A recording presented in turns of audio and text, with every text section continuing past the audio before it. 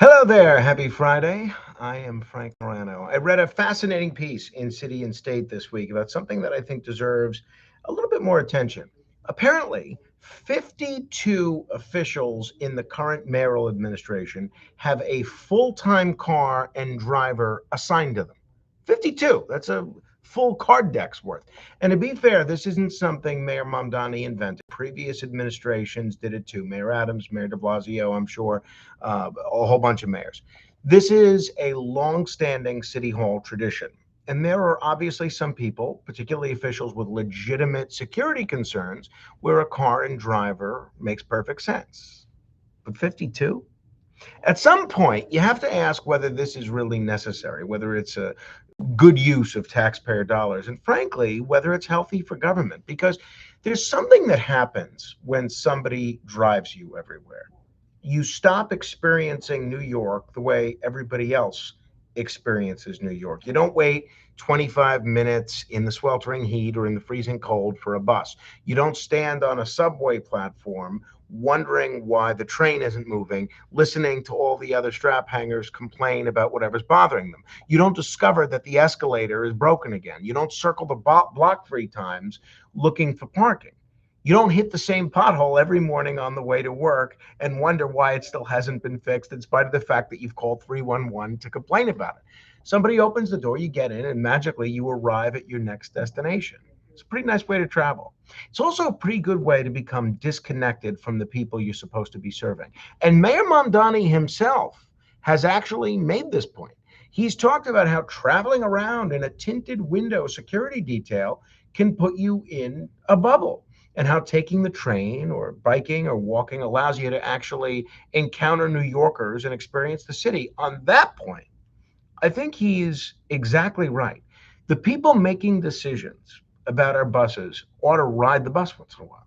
People making decisions about the subway ought to ride the subway. The people making decisions about our streets ought to actually drive themselves around New York and feel every pothole, every traffic backup, feel the panic and the stress of being late for a meeting and wondering why this interminable traffic on the Staten Island Expressway won't seem to move. They should be trying to come into Manhattan and be running very late and be whacked with that $9 congestion pricing fee that we were told was going to fix traffic congestion, but it only serves to take money out of our pocket. Sorry, I don't want to get on a whole traffic congestion pricing rant, but every traffic backup, every badly timed light should be felt by the people that are running the city, just like the rest of us. I'd suspect that we'd see some improvements pretty quickly. And there's another issue here: taxpayer dollars. City and state tried to determine exactly what taxpayers are spending on these drivers and vehicles, and they couldn't even get a complete number because the city apparently doesn't maintain the detailed information necessary to provide one. That alone ought to change. And I'm actually looking at different things that I can do on the city council level to mandate better reporting by the mayoral administration on this. If taxpayers are paying for dozens of officials to have personal drivers, taxpayers should know exactly what it costs, who has one, and why. And maybe instead of giving dozens of people permanently assigned chauffeurs, we should have a much smaller pool of vehicles available when an official actually needs one for legitimate government business. Emergency? Absolutely. Security issue? Of course. Multiple events in different boroughs on a tight schedule? Okay, fine. But a full time driver as an automatic perk of reaching a certain rung on the government ladder? I don't think so. Public service shouldn't separate you from the public, quite the opposite. One of the healthiest things that can happen to somebody in government is having to live with the consequences of the government they're running. You know, one of the things that I did when I got elected is I asked everybody I could, all of my predecessors that would talk to me, a lot of other council members, former council members in different parts of the city, Democrat and Republican, what I should be doing. And one of the many great advice, a piece of advice I got from my friend Vinny Ignizio, was to go out for lunch.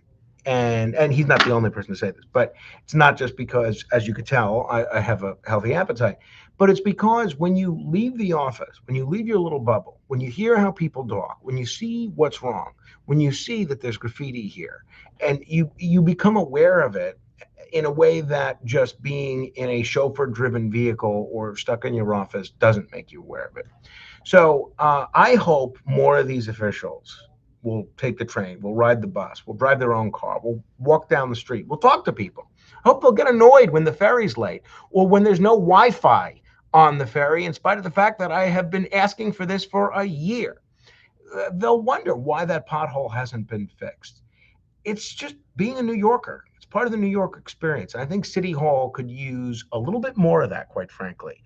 And maybe if they did, we wouldn't see city government be so out of touch.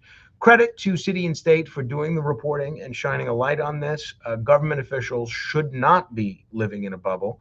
They should be living in the city they're being paid to improve. That's my take. Share if you care to. Comment as you see fit.